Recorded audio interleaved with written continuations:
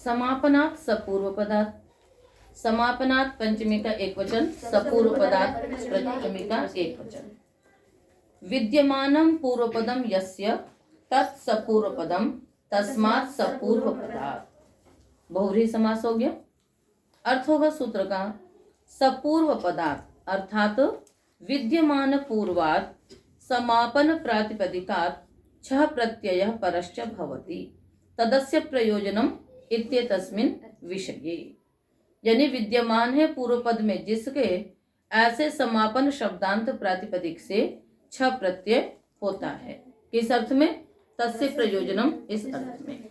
उदाहरण बनाएंगे, छंदः समापनम प्रयोजनम अस्य इति छंदः समापनीयम, व्याकरण समापनम प्रयोजनम अस्य इति व्याकरण समापनीयम। इसी प्रकार से कोई भी शब्द ले सकती हैं, वेदः समापनम प्रयोजनम अस्य इति वेद समापनीयम, और निरुक्त समापनम प्रयोजनम अस्य इति निरुक्त समापनीयम, समास प्रकरण समापनम प्रयोजनम अस्य इति समास प्रकरण समापनीयम। कोई भी चीज आप ले सकते हैं कि इसको समाप्त करना प्रयोजन है जिसका, उसमें छह प्रत्यय हो जाएगा। सिद्धि में कुछ विशेष नहीं ना, छह को क्या हो जाएगा? ई आदेश हो जाएगा, समापनीय बन जाएगा। ऐका गारिकट चौरे, ऐका गारिकट प्रथमा का एक वचन, चौरे सप्तमी का एक वचन। प्रयोजनम तदस्य इत्यादि की वृत्तियां चल रही हैं। ऐका गारिकट इति निपात्यते चौरे अभिधेये तदस्य प्रयोजनम इत्येतस्मिन् विषये। चौर अभिधेय होना चाहिए, तदस्य प्रयोजनम यह विषय होना चाहिए, तो ऐका गारिकट यह शब्द निपातन किया जा रहा है। क्या है? एकागारम प्रयोजनम अस्य इति ऐकागारिकः चौरः। क्या मतलब हुआ पता है?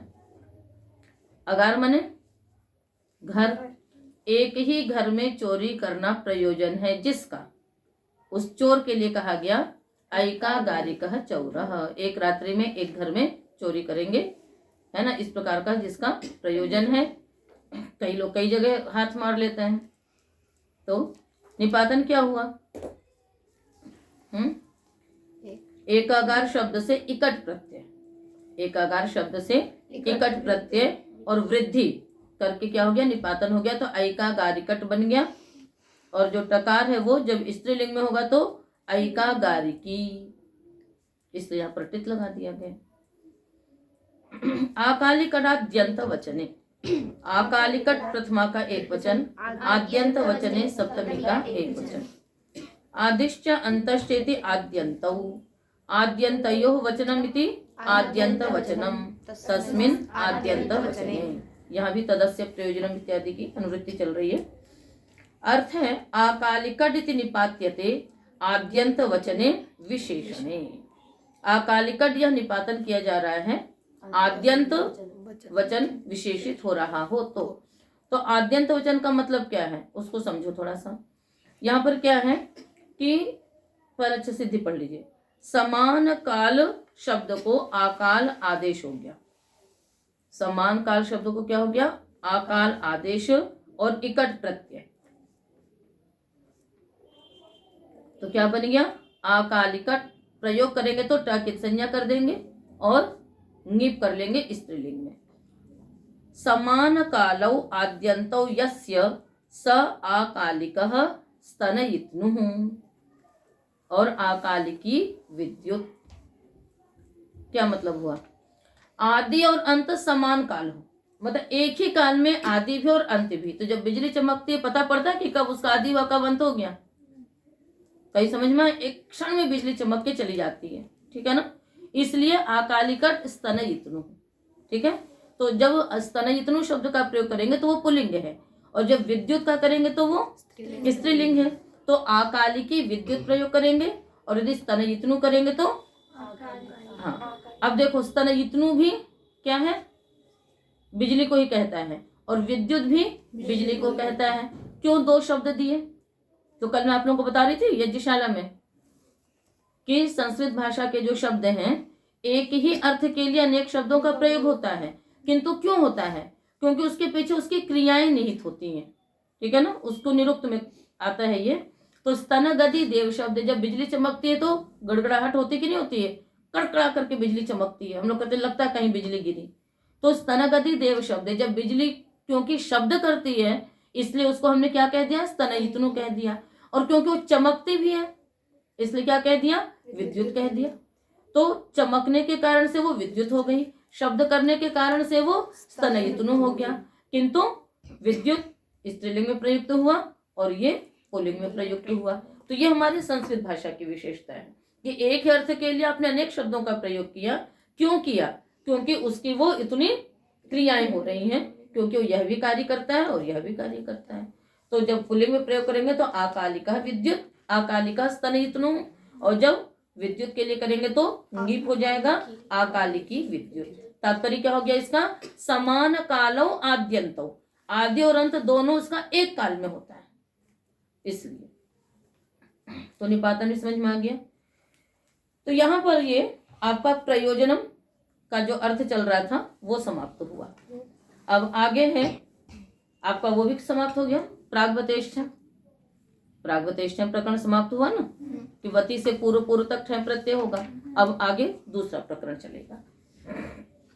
तेन तुल्यम क्रिया चेत वति ही, तेन तृतीया का एक वचन, तुल्यम प्रथमा का एक वचन, क्रिया प्रथमा का एक वचन, चेत अव्ययपदम वति प्रथमा का एक वचन।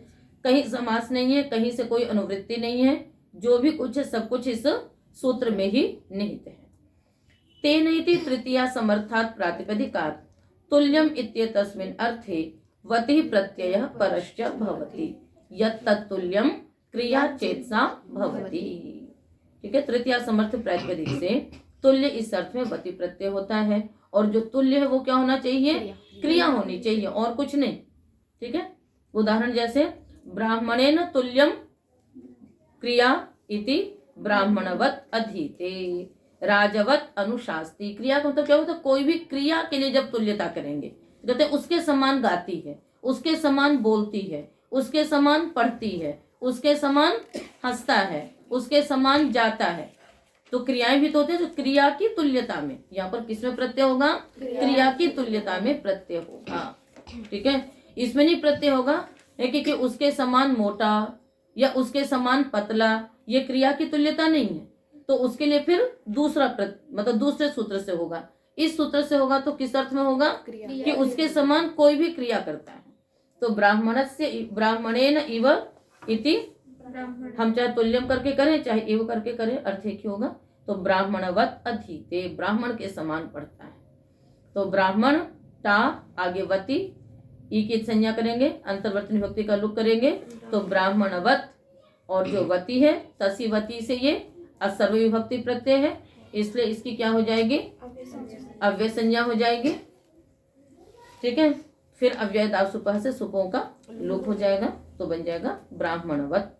इसी प्रकार राज्या इव अनुशास्ति इति राजवत अनुशास्ति, राजा के समान शासन करता है। ठीक है ना। स्थानिना तुल्यम वर्तते इति स्थानिवत, स्थानिना तुल्यम वर्तते इति स्थानिवत, स्थानिवत आदेश में आपने पढ़ा है।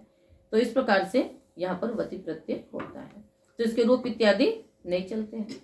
तत्र तस्यैव, तत्र अव्ययपदम, तस्य षष्ठी का एक वचन, इव अव्ययपदम। तत्र यहाँ पर वति की अनुवृत्ति आ रही है, कहाँ तक जाएगी, 117 तक। तत्र इति सप्तमी समर्थात्, तस्य इति च षष्ठी समर्थात्, दोनों लेंगे।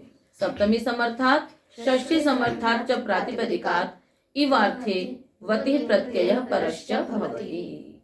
ठीक है, कि सप्तमी समर्थ और षष्ठी समर्थ प्रातिपदिक से इव अर्थ में, इव कहें तुल्य कहें एक ही चीज है, उसमें क्या होता है, वति प्रत्यय होता है। जैसे मथुरायाम इव मथुरावत, पाटलिपुत्रवत, मथुरा के समान।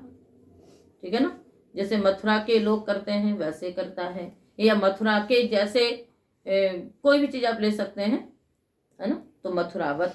षष्ठी समर्थात् ले लीजिए, देवदत्तस्य इव देवदत्तवत यज्ञदत्तस्य गावः, देवदत्त के समान यज्ञदत्त की गौवें।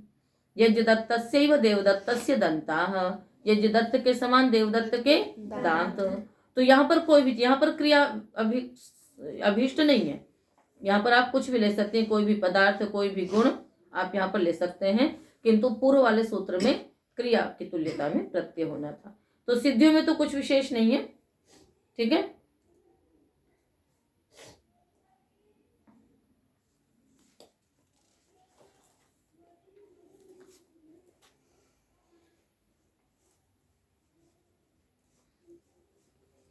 ठीक है, अगला सूत्र उपसर्गात् छंदसि धात्वर्थे तदर्हम। ठीक है, तत् प्रथमा का एक वचन, अर्हम प्रथमा का एक वचन। ठीक है, अर्थ करेंगे सूत्र का। तदिति द्वितीय समर्थात् प्रातिपदिकात् अर्हण विशिष्ट क्रियायाम सत्याम वति प्रत्यय परश्च भवति। इसमें क्रिया की मंडूक गति से अनुवृत्ति लाएंगे। ये महाभाष्यकार ने इस प्रकार से इसमें वो किया है। तो यहाँ पर क्या अर्थ हो गया सूत्र का? तदिति द्वितीय समर्थात् प्रातिपदिकात् अर्हण विशिष्ट क्रियायाम सत्याम वति प्रत्यय परश्च भवति। कहते हैं द्वितीय समर्थ प्रातिपदिक से अर्हण विशिष्ट क्रिया में क्या होता है? वति प्रत्यय होता है। उदाहरण है राजानम अर्हति इति राजवत् पालनम, ब्राह्मणवत् विद्या प्रचारः, ऋषिवत् क्षत्रियवत्। तो यहाँ पर जो है, यहाँ ऐसा नहीं कि राजा के समान किसी दूसरे में, बल्कि जैसे मतलब राजाओं का जिस प्रकार से पालन होना चाहिए वैसा ही इस राजा में होता है। ठीक है, तो राजवत, इसी प्रकार से ब्राह्मणवत विद्या प्रचारः, ब्राह्मण लोग जिस प्रकार से विद्या का प्रचार इत्यादि कार्य करते हैं वैसे ही ये ब्राह्मण मतलब स्वयं ब्राह्मण के समान किसी दूसरे में नहीं हो रहा है। क्रिया का अर्थ यहाँ पर इसीलिए है कि द्वितीय समर्थ प्रातिपदिक से अर्हण विशिष्ट, अर्हण विशिष्ट का मतलब क्या हो गया? अर्ह मतलब योग्यता। तो जैसी योग्यता मतलब जो पालन इत्यादि की, छत्र धारण इत्यादि की योग्यता राजा रखता है, वस्तुतः ये राजा में उसी प्रकार से ये कार्य किए जा रहे हैं। एक होता उसके समान दूसरे में करना, और एक है कि जो उसको योग्य है उसी प्रकार से इसमें ये कार्य किए जा रहे हैं। तो यहाँ पर प्रथम रीति में जो नीचे टिप्पणी दी गई है आप लोग उसको भी पढ़िएगा। उसमें दिया कि राजवत पालनम का यह अर्थ नहीं है कि राजा के समान किसी और का पालन होता है, अपितु राजा को ही जो योग्य क्रिया इस अर्थ में वति प्रत्यय हो, जैसे छत्र धारण, चमर डुलाना इत्यादि क्रियाएं ऐसी हैं जो राजा के लिए की जाती हैं, तो वो क्रियाएं इस राजा में की जा रही हैं, ये अर्थ है। न कि इसके समान किसी मतलब राजा के समान किसी अन्य मनुष्य में की जा रही है, ऐसा नहीं। राजा को जो मिलना चाहिए वही क्रियाएं उसी राजा में की जा रही है। बात समझ में आ गई? उपसर्गात् छंदसि धात्वर्थे, उपसर्गात् पंचमी का एक वचन, छंदसि सप्तमी का एक वचन, धात्वर्थे सप्तमी का एक वचन। धातोः अर्थः धात्वर्थः तस्मिन् धात्वर्थे, धात्वर्थे वर्तमानात् उपसर्गात् छंदसि विषये वति प्रत्यय परश्च भवति। धात्वर्थ में वर्तमान जो उपसर्ग, ऐसे उपसर्ग भी हैं जो कि धात्वर्थ में वर्तमान है। ठीक है, कई उपसर्ग हैं जो कि अधिकरण प्रधान होंगे, ठीक है, कोई करण प्रधान होंगे, किंतु यहाँ पर ये धात्वर्थ में वर्तमान जो उपसर्ग, अर्थ करेंगे हम लोग पूरा। धात्वर्थे वर्तमानात् उपसर्गात् छंदसि विषये स्वार्थे वति प्रत्यय परश्च भवति। धात्वर्थ में वर्तमान जो उपसर्ग उससे वति प्रत्यय होगा, किसी अन्य अर्थ में नहीं, तुल्य इत्यादि, अपितु स्वार्थ में, यानी जिस अर्थ में उपसर्ग है उसी अर्थ में ही वो प्रत्यय भी होगा, किंतु वति प्रत्यय होगा। उदाहरण है यदुद्वतो निवतो यासि बप्सत, यदुद्वतो निवतो यासि बप्सत, ये मंत्र ऋग्वेद के 10वें मंडल के 142वें सूक्त का चौथा मंत्र है। ठीक है, इस मंत्र को आप लोग याद कर लेना। यदुद्वतो निवतो यासि बप्सप पृथगेशि प्रगर्धिनी वसेना यदाते वातो अनुवाति शोचि वक्तेव श्मश्रुर वपसि प्रभूम। तो उद्वतः निवतः, उद का अर्थ क्या होता है? ऊपर उठना, और नी का अर्थ क्या होता है? नीचे गिरना होता है ना। तो ऊपर उठना ये धात्वर्थ है, नीचे गिरना भी क्या है? क्रिया। धात्वर्थ मैंने क्रिया। तो ये जो उपसर्ग है वो क्या है आपके? ये क्रिया प्रधान उपसर्ग है। ये उपसर्ग क्या है? क्रिया प्रधान उपसर्ग है। तो क्रिया प्रधान धात्वर्थ प्रधान उपसर्ग में उसी अर्थ में। तो उद्वतः का अर्थ क्या हो गया, जो ऊपर उठे हुए, निवतः यानी जो अपनी क्रियाओं से जो नीचे हैं। तो उद्वतः निवतः यासी बप्सत, आगे समझ में। तो यहाँ पर ठीक है ना कि हे ज्ञान प्रकाशक परमात्मा, है ना, जो नीचे अथवा नीचे है ना, उन सबको भी तू प्रकाशित करता हुआ संसार में व्याप्त है।